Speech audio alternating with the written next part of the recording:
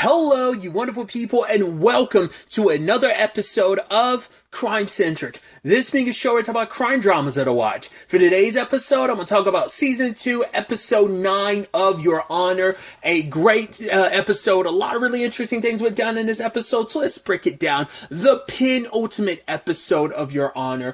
First and foremost, let's start off with Lee in the courtroom. Obviously, the prosecutor's putting out his statement about don't let the defense kind of twist things around. At the end of the day, Eugene was going after Carlo. He went there premeditated murder, was trying to go after the person responsible for killing his brother. They'll try and spin it this way. It's yes, he's been through some terrible stuff, but at the end of the day, he took a gun and he was going to go kill Rocco, and he ended up killing Adam. And what also makes this harder too, it's so Gina's in the courtroom with her dad, and also there is Fia with Elizabeth. So Michael didn't go because he probably feels weird and awkward and complicated about being there, because it's hey, I'm the one that manipulated things to kind of let your brother's killer go, and because of all that, it created an opportunity for, because this all started with Michael's actions. Once again, all spawned from him trying to do the right thing and protecting his son, and having devastating ramifications all across the board that's affected everyone's life, that's destroyed so many lives in the process. So I can understand not wanting to be in that courtroom. Plus, he had his other obligations of, hey, I need to get close to Jimmy for Olivia. So there's all of that. But obviously, Lee went up there and did her thing, basically said right, you're supposed to trust the system, but the entire system's a lie. She even looks at Justice, they're that's just a guy in a robe. It's of course she's going to spit that type of heat, because, yeah, her entire belief in this system crumbled with everything that went down last season, especially when she found out the person who was her mentor, who was also someone she had feelings for, found out how he lied and manipulated her, but also manipulated so much, it destroyed her belief in, she sees the shitty side of things now. She's not seeing good anymore. All she kind of does see is the bad. She's still optimistic, but she sees the ugliness that was kind of in front of her the entire time, that maybe she was a little too optimistic, maybe a little too naive to see all the crappiness around her. And it's right, you want to trust the police? Oh, the same police who said oh, Eugene? Yeah, we found his body. Case closed. Oh, wait, no, his body's still here. Oh, he's not dead. Huh. It's okay, so they close the investigation, and then they unopen the investigation, and now you're telling me, they unclosed the investigation, and now they've opened it again. How can you trust people who are so flip-floppy? Also, one of the people involved in all of this, Rudy, he's the one that ended up catching Eugene, and then he's the one that claimed to oh, I found Eugene's body, solved the case. He's also the same one we found his gun was the same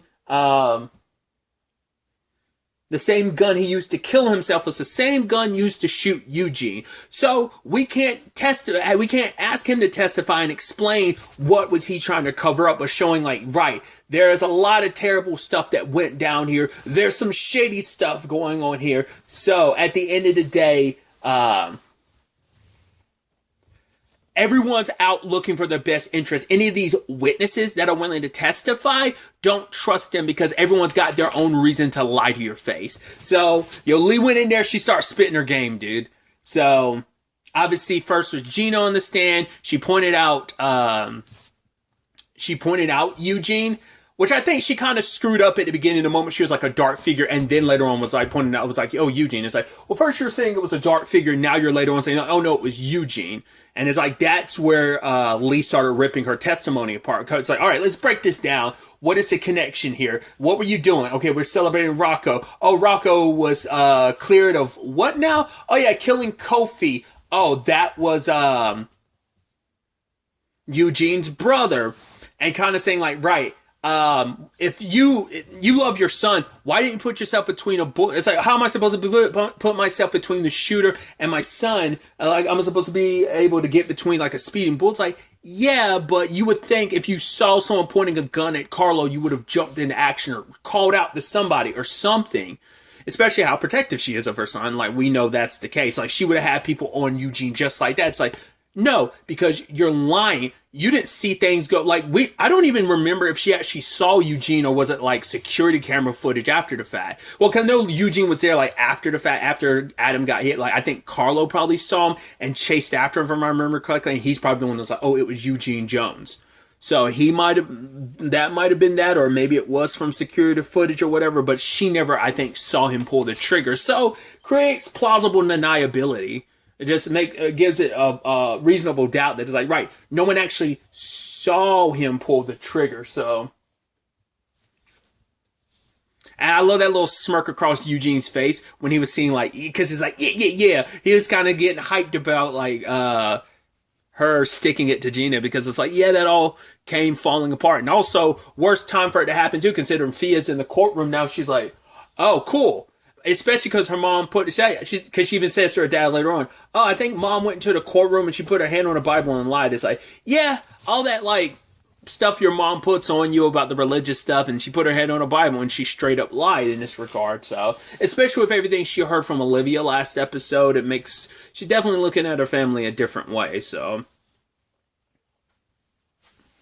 And then the prosecutor's like, yeah, cool, we're calling Michael Dizziato to the stand, like, as a witness testimony. You're like, oh. I'm like, how is that going to go down? It's like, Mike would have to get on the stand, like, because I figured, I was like, well, if you put Michael on the stand, I think he would try to do the right thing and claim he didn't see Eugene, just because he'd want to protect Eugene, because it's like, right, I helped play a role in destroying your life, and I want to make sure that I've hurt you in so many regards. You know, me trying to protect my son ended up ruining your life, so I think he would try to do the right. Still could possibly be, you know, where the end result could be, but it also feels like, nah, man, what he said later on, like near the end of the episode, makes me think that's not going to be the case, but we'll have to see. But that was my immediate thought. Obviously, Lee's like, oh yeah, sure, put Michael on the stand. It's like, yeah, like he, not only is it because he's a criminal, but all the terrible stuff that he's done is like, we can't trust a word out of his mouth. He's a liar, he's a manipulator. But it's like, yeah. So they kind of have no choice. And apparently Michael was just like, no, I'm not going to testify. He kept turning it down, but it's like, no, you have to, or you're going to be kind of, I guess, held in like contempt of court or whatever, because he's been summoned. It's like, there's no fighting it. There's no choosing not to be. It's like, yo, you're brought into the fold now. So at the same time, Michael's trying to, you know, do his thing and get closer to Jimmy.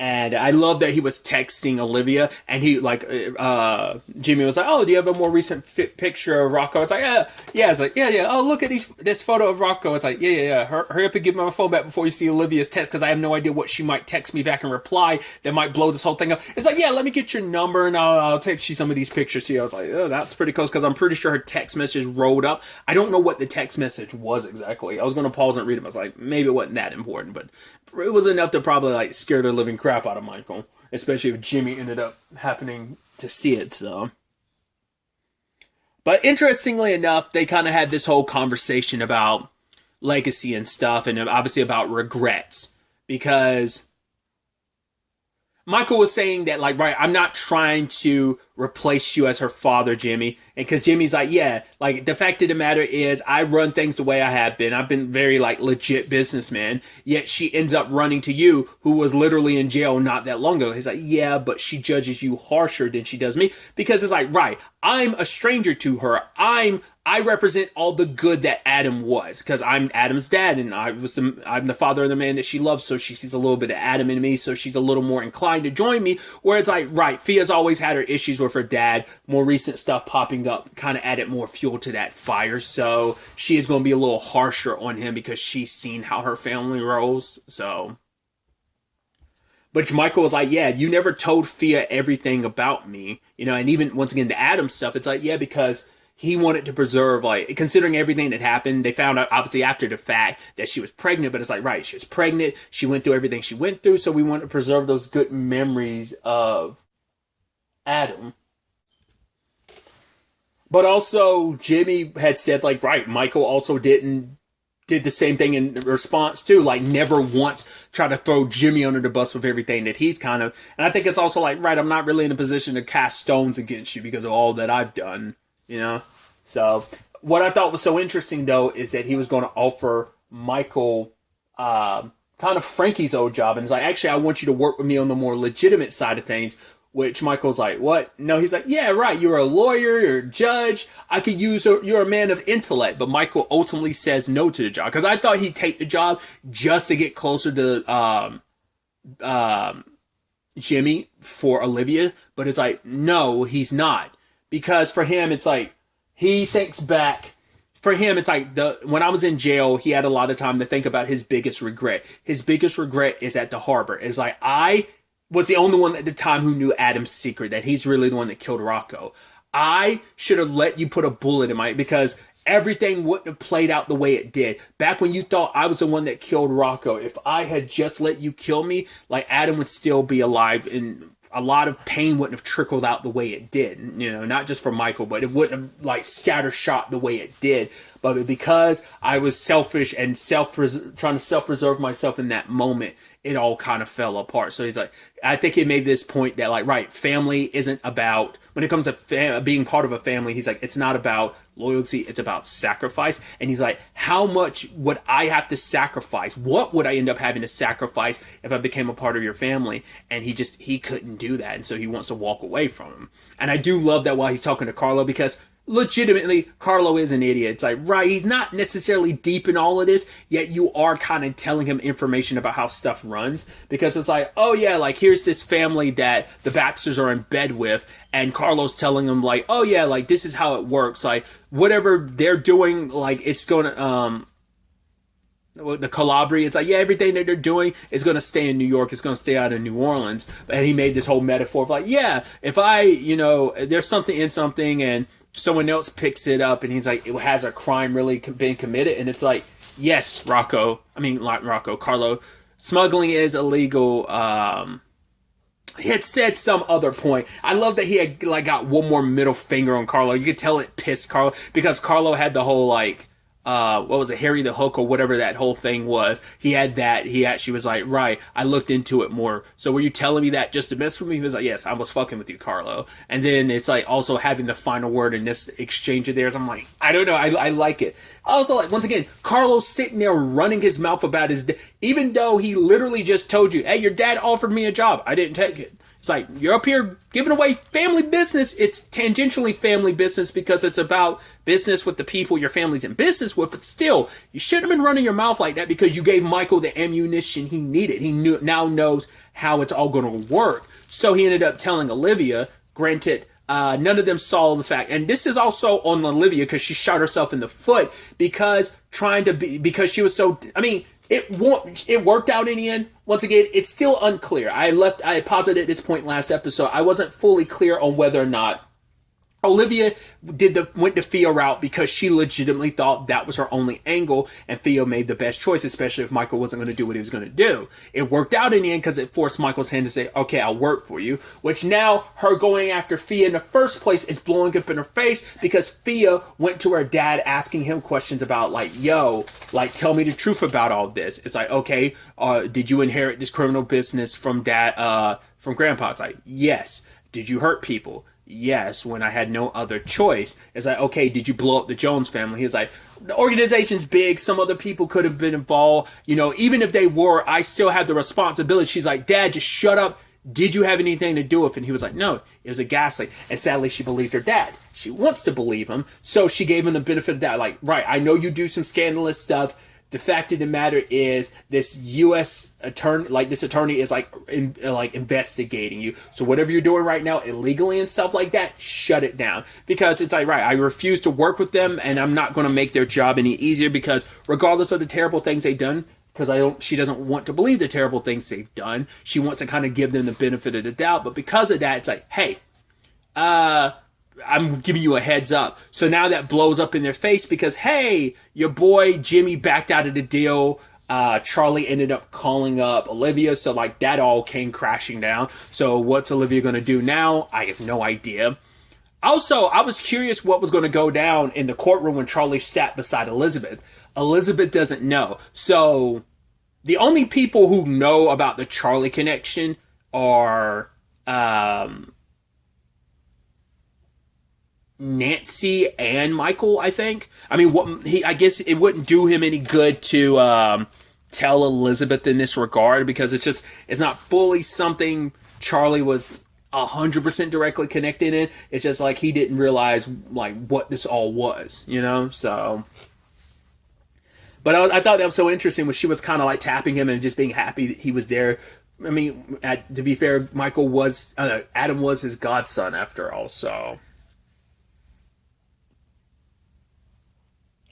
We have all of that, and then finally, after a pretty rough day, Michael comes back, and Lee shows up because she's like, yeah, you're going to testify, and it's like, at the very least, I was like, dude, is it about to go down? Is Lee about to say all this stuff? Because Thea is sleeping in the other room with Rocco. I'm like, oh my God, are you going to say it? And Elizabeth and Thea are going to find out the truth? Because I was like, there's no way we're going to end this series without Thea finding out the truth about Adam. And the question then becomes how she's going to react to that. I don't know. But like, it's like, right, I want you to do some good for this kid, because this kid doesn't deserve to go away for the rest of his life. So you need to testify. He's like, well, what do you want me to say? I want you to get on that stand. I want you to lie. And it's like, okay, so, because she's not really saying it, but she's looking at Michael like, I could drop these bombs right here in front of your mother-in-law, because she doesn't know about what you did she, Michael? Like, because everyone has their thoughts about like what he did went to jail for, because that was the whole point. Olivia was like, yeah, we're going to scrap that confession and we're going to like sweep it under the rug, all this stuff he went to jail for, because we don't want anyone to know. Once again, it was the whole point of getting close to Jimmy without anyone thinking he ratted out the Baxter family. But either way, Michael's now put in this position of, he's like, do not let me get on that stand, because he's like, I don't want to lie anymore, but if I get put on that stand, I am going to have to tell the truth. It's interesting too, because he literally had talked about it earlier in the episode, how he had this whole notion of what was right and what was wrong, but obviously that got so scattered and turned up and flipped right upside down, considering everything that he's been a part of. And for him, it's like, I used to be so steadfast in my belief in that, and it's like, how can I judge anyone on like what's right and wrong, considering all that I've done? You've done wrong for the right reasons, but it doesn't change the fact that you still done wrong, and not just a little wrong. Your little wrong went a very long way. So we'll just kind of phrase it like that.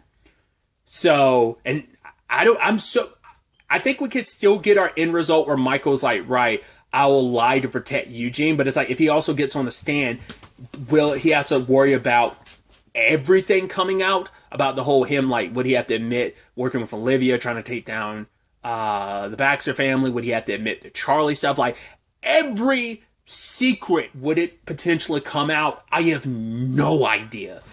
So you have that.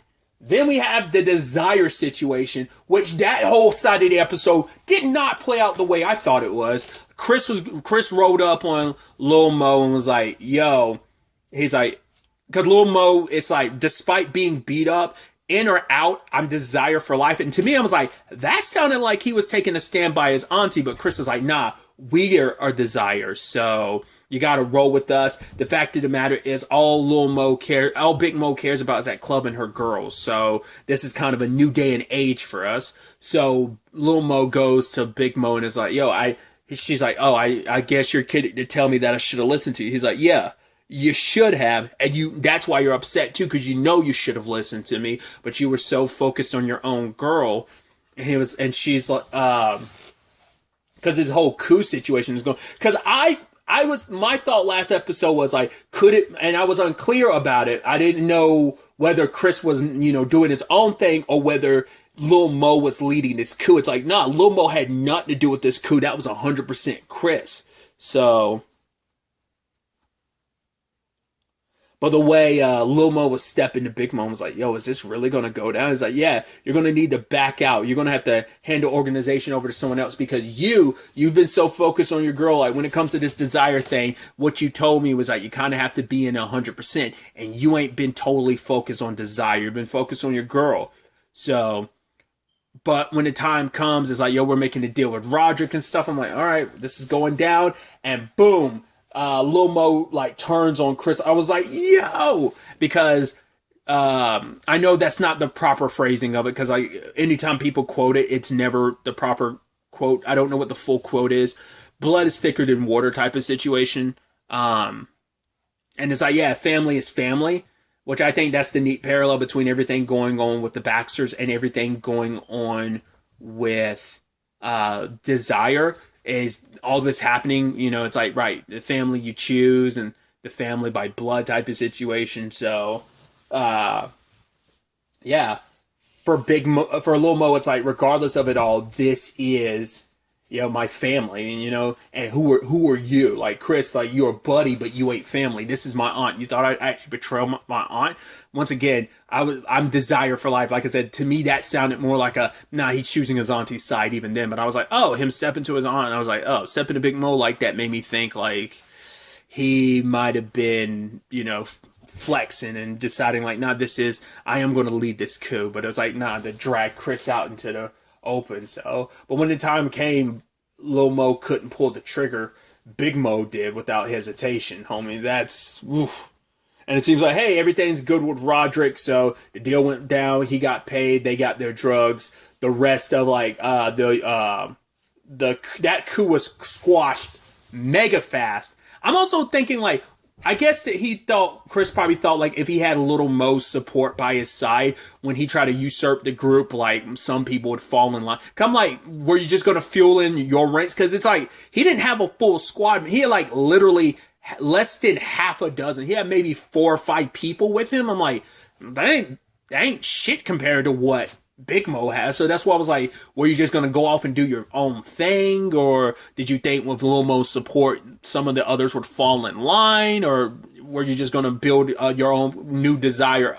I have no idea what his end result was going to be. What Chris fully had thought out. I mean, who knows? That was nipped in the bud before he even had a chance, before the egg even had a chance to hatch into a new Desire. It's like, Big Mo was like, yo, I might end up, she even said it to Chris, like, yo, like, I might step down at some point in time, but it ain't going to be because of you, so.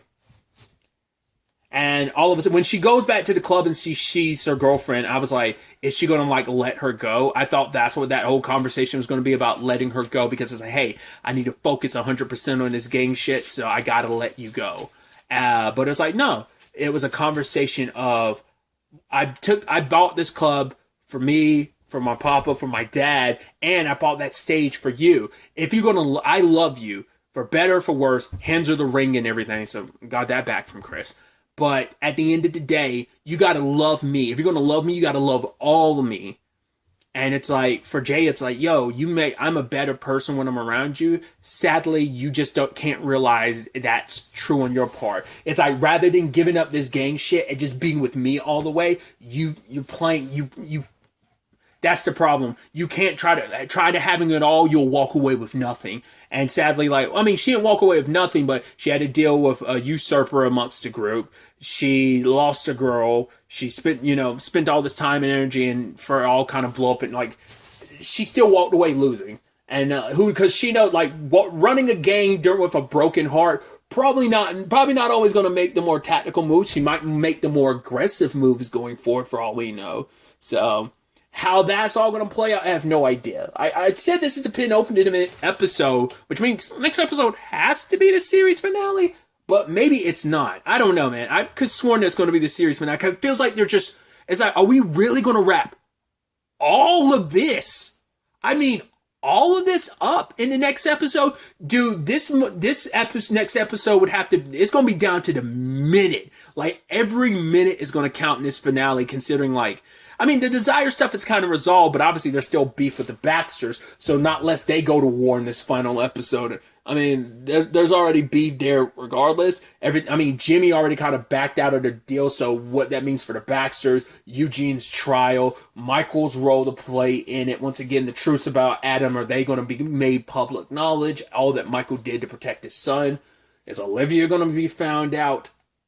It's going to be wild to see where all this ends up taking us. If next episode is in fact this series finale, like I think it is supposed to be, I'll check it afterwards.